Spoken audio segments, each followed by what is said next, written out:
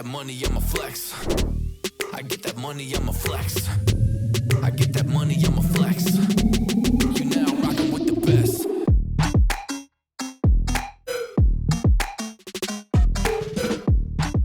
안녕하세요. 하얀 동안 크리에이터 제입니다. 2022년 10월에 출시되었던 M2 아이패드 프로. 프로세서와 새로운 애플 펜슬 기능을 추가한 미지근한 제품이라고 생각되어서 저는 조금 사용하다가 중고로 처분을 했었는데요. 이번엔 예상을 깨고 M3가 아닌 M4 프로세서의 업그레이드로 여러 부분의 변화를 줬기에 큰 기대를 해보고 있습니다. 제가 구매한 건 1테라 제품으로 처음 출시된 애플 펜슬 프로, 그리고 새로운 매직 키보드도 함께 살펴보도록 할게요. 그럼 시작해볼까요? 제품을 살펴보기 전에 구성품부터 확인해볼게요. 상자를 열어보면 구성품은 항상 있어왔던 충전기, 직물 소재 케이블, 그리고 설명서가 들어있었습니다.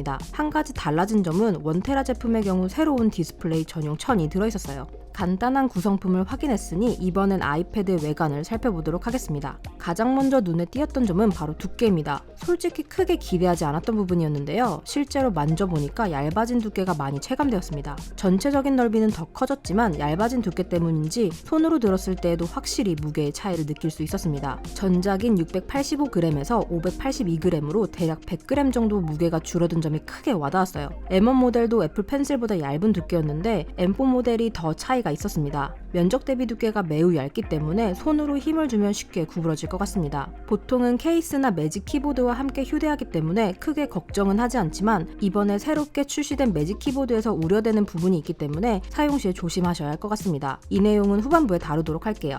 전면 카메라, 마이크, 트루뎁스 카메라 등은 폭이 넓은 옆면 쪽으로 옮겨져 있고요. 조리개값 f2.4의 12메가픽셀의 카메라로 1080p 해상도의 25, 30, 60 프레임을 지원하고 있습니다. 후면의 카메라는 초광각과 광각 대신에 조리개값 f1.8의 12메가픽셀의 광각 카메라 하나로 바뀌었습니다. 프로레스 4K 30프레임까지 촬영 가능하고 외장 녹화를 할 경우 4K 60프레임까지 녹화를 할 수 있습니다. 초광각 카메라는 근접한 거리에서 발표나 수업을 녹화하는 데 좋았는데 아쉽네요. 마이크는 총 4개로 전작의 5개에서 하나 줄어들었습니다. 전면 카메라 옆, 왼쪽에 하나, 전면 카메라가 있는 옆면의 모서리 쪽에 하나 이렇게 배치되어 있었고 나머지는 후면 카메라 옆에 있습니다. 전면 카메라의 위치 이동에 따른 디자인 변화라고 생각되었는데요. 스피커 구멍도 11개에서 14개로 늘어났습니다. 5세대와 7세대의 스피커 성능 차이를 비교해서 잠시 듣겠습니다.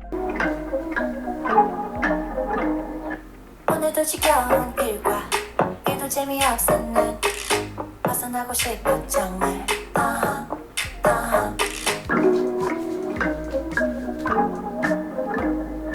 오늘도 지겨운 일과 일도 재미없었는 벗어나고 싶어 정말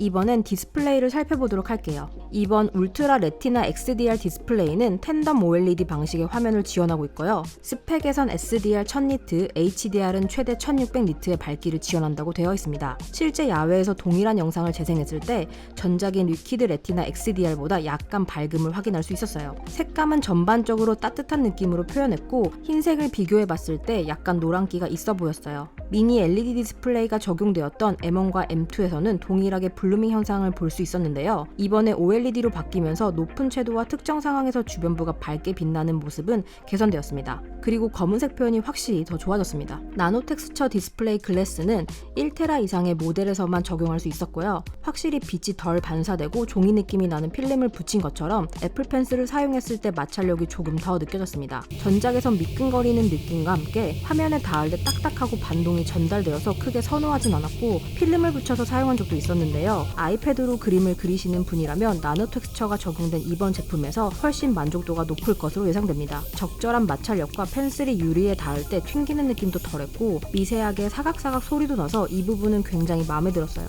느낌이 흡사 마일라 필름 위에 그림 그리는 기분이라고 해야 할까요? 손으로 경계선을 만져봤을 때 촉감이 매우 다르게 느껴졌었고 화면의 끝부분을 쓸어 넘기는 경우가 생겼을 때 이 이질감이 많이 느껴져서 촉감에 민감하시는 분들은 적응하시는 기간이 필요할 것 같습니다. 그리고 초기 사용 시에 지문이 잘 묻지 않았지만 하지만 어느 정도 시간이 지나면 손자국이 남기 시작했어요. OLED의 화질이 크게 중요하지 않다면 저렴한 종이 질감의 필름을 붙이는 것도 다른 대안이 될 수 있다는 점 알아두시면 좋아요. 애플 펜슬 프로는 근거리 펜촉 인식은 그대로 유지되고 펜슬 회전축 인식, 햅틱 반응, 쥐어짜기 동작 인식, 그리고 나의 찾기도 지원됩니다. 이 쥐어짜기 동작 인식은 어느 정도 힘을 줘야 동작했으며 사용하면서 오작동이 일어나진 않았어요. 활용도가 높은 기능이라서 전문가분들이 굉장히 편리하게 사용할 수 있을 것 같아요. 전작과 마찬가지로 압력에 따른 점의 크기도 구현할 수 있었습니다. 이번엔 프로세서에 대해서 짧게 살펴보겠습니다. M4, M1의 프로세서의 차이는 상단의 이미지와 같습니다. 벤치마크 6를 돌려봤을 때 점수는 다음과 같습니다. M4를 탑재한 제품인 만큼 M1 프로세서와는 차이가 많이 남을 확인할 수 있었습니다. 이번에도 1테라 이상 제품에만 16기가 램을 적용해서 금 나누기를 한 부분은 구매 시에 알아두시면 좋을 것 같아요. 동일한 게임을 실행해 보았을 때 후면의 발열 상황을 보도록 하겠습니다. M2 프로세서의 경우 성능 향상과 더불어 빠르게 내부 온도가 올라가서 호불호가 조금 있었던 모델이었는데요. 게임을 한다는 가정하에 이번 M4의 발열에 대해서 살펴보겠습니다. 애플 메타 API를 지원하는 동일한 게임을 5분 정도 실행했을 때 M1의 경우 42.5도까지 올라갔지만 M4의 경우 37도로 살짝 낮은 온도를 유지했습니다. 대신 캡콤사의 게임 엔진을 사용해서 만들어진 게임 같은 경우는 반대로 M4의 온도가 더 올라갔어요. 여러 변수도 있고 최적화의 진행 상황에 따라 달라지겠지만 현재는 게임의 종류에 따라서 발열 상황이 달라질 수 있다는 점 알고 계시면 좋을 것 같습니다. 그리고 미디어 재생의 경우 상단의 이미지처럼 각 모델마다 다소 차이가 났습니다. AK 해상도의 영상을 재생했을 때 초반에 조금 버벅대다가 일정 시간이 지나면서 영상을 다시 부드럽게 재생하기 시작했어요.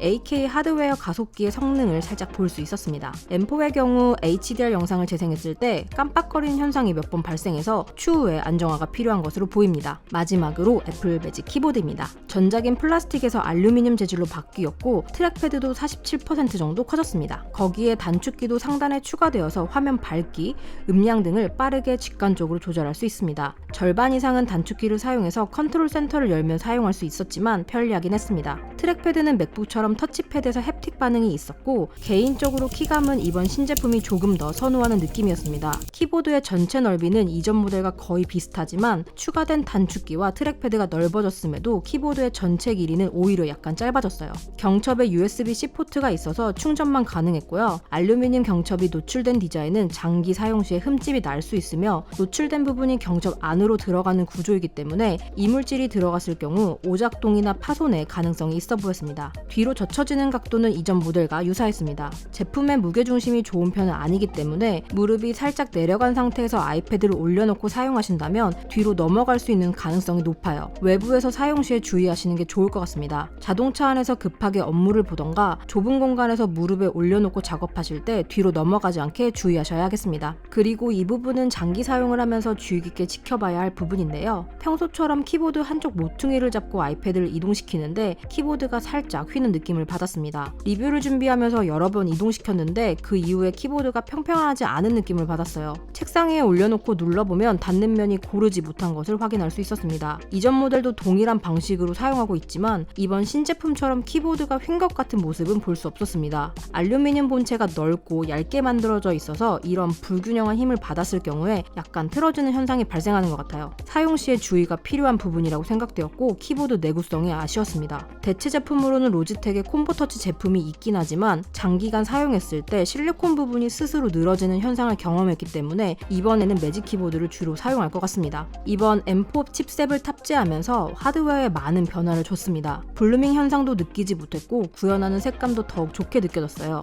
애플 펜슬 프로와 나노 텍스처의 조합은 그림을 전문으로 그리시는 분들께는 정말 좋은 변화라고 생각되었습니다. 다만 이러한 조합으로 구성하면 대략 미화 2,700불인데 이 가격이면 맥북 프로 14인치 M3 맥스 제품을 구매할 수 있는 가격이라서 논란이 있는 것 같습니다. 단일 제품으로만 살펴본다면 애플 펜슬 프로와 애플 매직 키보드는 출시 가격이 비슷했으며 아이패드 프로 M1 1테라 제품이 2021년 출시 때 1,799불이었고 이번 M4 1테라 나노 텍스처 제품이 1,999불로 현재 물가가 많이 오른 미국 기준에서는 가격이 크게 크게 오른 것은 아니라고 생각됩니다. 아이패드 하나로 모든 작업을 하셔야 하는 분들은 차선책이 없겠지만 아이패드로 그림을 전문적으로 그리시던가 OLED 화면이 필요하신 분들이 아니라면 비슷한 가격대의 맥북 프로를 구매하셔서 고사양 작업을 하시고 아이패드 에어나 일반 모델을 구매하셔서 필기 작업을 하시는 게 조금은 더 경제적인 선택이지 않을까 생각됩니다. 이번 영상이 도움이 되셨다면 좋아요, 구독, 그리고 알림 설정, 댓글 부탁드려요.